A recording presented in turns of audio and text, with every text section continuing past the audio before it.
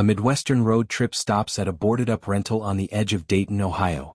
When a storm kills the power, a family learns the house is not empty, and it does not want them to leave. The flashlight died as the front door slammed by itself. The lock clicked. Every sound in the world cut out like a hand pressed over our ears. No wind. No rain. No hum. Only the hard thud of my heart.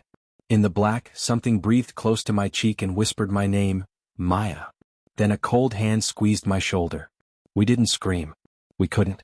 The house swallowed the sound. Rewind to 2 hours before, when the sky over I-70 was gray and heavy and Mom was sick of driving.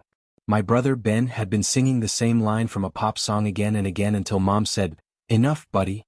We'll stop soon." We passed a sign for a short-term rental near Dayton.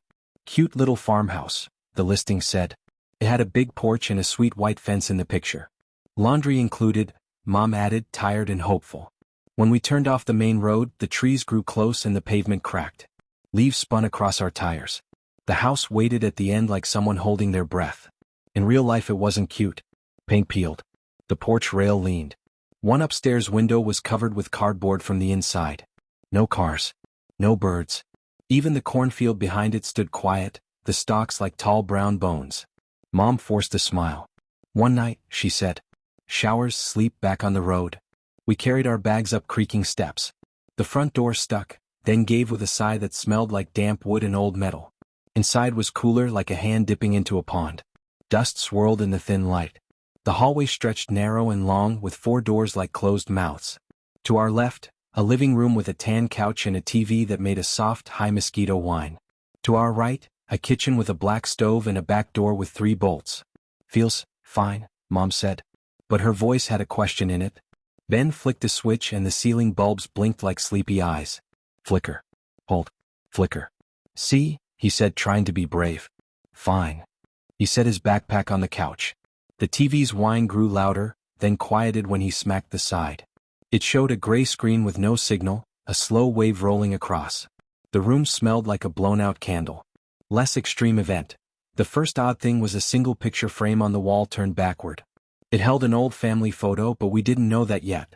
We only saw the brown paper back and the little bent nail. "Ha," Ben said. He turned it around. The glass was cracked, lines spreading like spider legs. The people inside didn't smile. Their faces were a little blurred, like fog on the camera lens. A date was written in the corner in careful hand. June 3, 1999. All the clocks in the room read different times, but the microwave, the oven, and a black alarm clock on the bookshelf all flashed 3 o'clock. No AM, no PM, just 3 o'clock over and over. "Creepy," Ben said. He tried to laugh. His breath showed white for a second, like it was winter air, then vanished. Mom rubbed her arms. "Heat must be low," she said. "We'll call the owner." She left a voicemail that sounded too bright. In the kitchen, she set water to boil for cocoa. The kettle was clean and that felt wrong.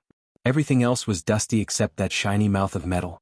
When she put the lid back, the lid rattled by itself, a quick little hop like it didn't want to be covered. I went to the hallway. The floorboards were soft from years of steps. The first door on the left was a bathroom. The mirror over the sink was cloudy, like someone breathed on it and never wiped it clean. "Knock again," Ben whispered. "Why?" I whispered back. The TV hiss deepened. The picture sharpened. For a blink we saw the living room, but not our living room. The same couch, the same shelf, the same picture frame turned backward. And 3 people sitting where we stood. A mother. A boy. A girl. Their faces were smeared by static. "Don't look," Mom said, but we couldn't stop. The girl on the screen looked up, straight at us, and mouthed a word. "Run," we guessed. Or "stay." Her lips made both shapes. Extreme event, cliffhanger. A door we had not seen before slid open at the end of the hall. It was narrow and tall, cut into the wall like a scar. Cold air poured out, smelling like old wood and damp earth. The darkness inside that door was thicker than the rest of the house, and something moved in it, an impossible shadow that crossed the floor without any light to make it. It paused in the doorway as if choosing which of us to take first. Then it stepped forward. The shadow stepped into the hallway. Its shape stretched too tall for the ceiling, bending like smoke in water.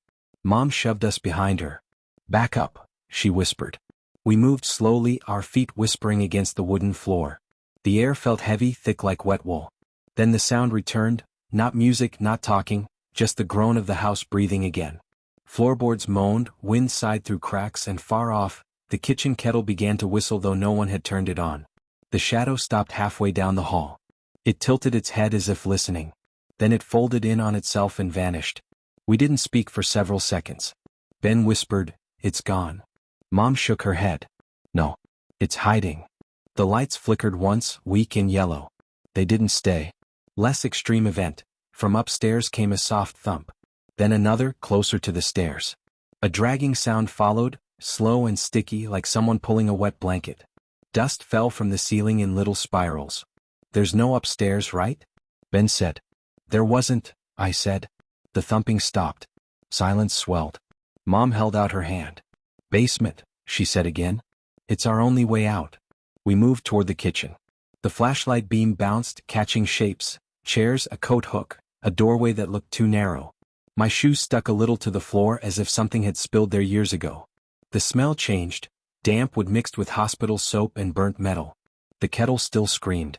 Mom grabbed it and threw it into the sink. The sound stopped mid-whistle, cut clean.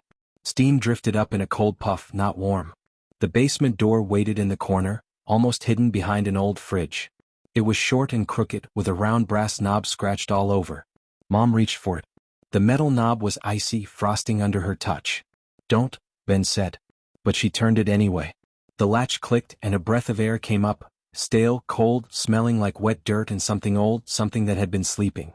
Mom turned on her phone light and aimed it down. Wooden steps disappeared into darkness. "Stay close," she said. We followed her one step at a time. The wood groaned under our weight.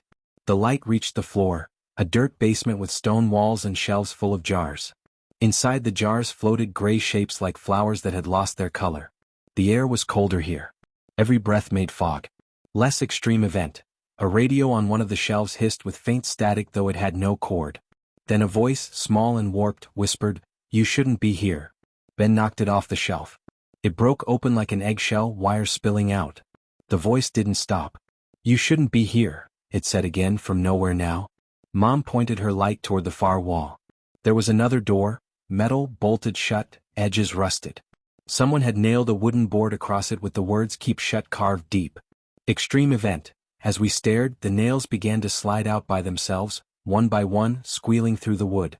The board dropped with a dusty thud. The door handle turned slow, groaning, then opened. The TV flickered to life in the living room. On the screen was the front porch, and in the mist I could see Mom, standing still, eyes wide, her mouth open in a silent scream. Behind her, something tall moved through the fog. I turned to run, but the hallway had stretched again, and at the far end, the narrow hidden door stood open once more. From the dark inside came a voice that was not Ben's and not Mom's. Was mine. "Come back down, Maya." And then the lights went out again. I stood frozen in the pitch-black hall. The walls felt closer than before, as if the house had inhaled and was holding me inside its chest. My own voice echoed softly from the open door at the far end, calling my name again and again. The floor beneath my bare feet turned cold and damp. It smelled like wet leaves and pennies. When I took a step back, the boards didn't creak. They pulsed like a heartbeat under the wood. "Ben?" I whispered. "Mom?" A faint giggle answered from the darkness. It wasn't Ben's laugh. It was higher, echoing like it came from a metal pipe. Less extreme event. The picture frames on the hallway wall flipped backward one after another.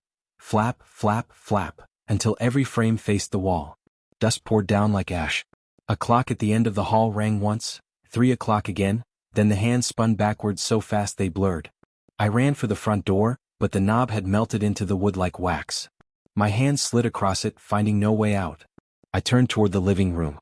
The TV glowed gray, humming louder, its screen shaking like water. Shapes flickered across it, Mom standing in the mist, Ben reaching out to me, his face blurred. The image jumped, then froze. Their mouths moved but no sound came out. I stepped closer. "I'll get you," I said. "I promise." Extreme event. The TV screen bulged outward like a bubble of liquid. Cold mist poured from the edges and rolled across the carpet, climbing my legs. Hands, gray, thin, too many fingers, pressed against the inside of the screen trying to push through. The glass cracked. I stumbled back, hitting the coffee table. The mist rose higher, whispering. One voice stood out, Mom's, faint but clear. "Maya, downstairs." "Downstairs?" I whispered. The hidden door at the end of the hall swung wider, the darkness inside rolling like a tide. Stairs formed out of the black, thin wooden steps that hadn't been there before, leading down, down, down. I knew I had to go. My heart pounded so hard it shook my arms. "I'm coming," I said even though my voice shook. I stepped into the doorway. The air felt heavy and wet, like a basement after a flood. Each step creaked but made no echo. The walls closed in, boards pressing like ribs. The smell of old wood and hospital soap grew stronger. Less extreme event. From somewhere above I heard children humming, soft, slow like a lullaby. Then footsteps on the ceiling again, heel toe, but this time following me down. At the bottom of the stairs was a room I had never seen.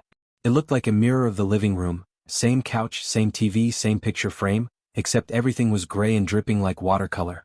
Mom and Ben stood there. They turned to me at the same time. Their eyes were pale like fog. "Come sit," Mom said. Her voice was flat like a recording. "Come sit," Ben echoed. I took a step forward and my shoe sank into the floor like wet clay. My arms prickled. "Mom? Ben? It's me. We have to leave." Their faces twitched as if something behind their skin was trying to smile. "We are staying," they said together. "Stay with us." Extreme event. The walls of the gray room began to close in, wood bending, cracking. The ceiling sagged down like a tent collapsing. From the seams poured more of that gray mist, and shapes moved inside it, tall, thin shadows with tilted heads, reaching hands. I spun toward the stairs, but they had vanished. The doorway was gone. Just walls now. The TV flickered on behind me. On its screen I saw the real living room upstairs, the front door wide open, daylight pouring in. The car outside. The road. Freedom. I ran to the TV. The glass felt soft like a curtain of water. On the screen daylight flickered. I pressed harder. The surface gave cool and slick. Mom and Ben's voices rose behind me. "Stay." I took a breath, closed my eyes and dove forward. Cold swallowed me. For a second I felt hands pulling, pushing, trying to keep me back. Then I fell through. I hit the carpet of the real living room. Sunlight shone through the window. Birds chirped outside. The front door stood open. "Mom?" I yelled. "Ben?" No answer. Their bags were gone. The house was empty. I staggered to the porch. The sky was blue. Cars hummed on a road nearby. A breeze lifted my hair. Behind me the door slammed. I spun. The house stood silent, its windows dark. The picture frame inside had turned backward again. On the glass I could just make out a new photo. Me standing alone on the porch looking back. The clocks inside all struck 3 o'clock at once. And from the dark hallway beyond the doorway, my own voice whispered softly. "Come back in, Maya."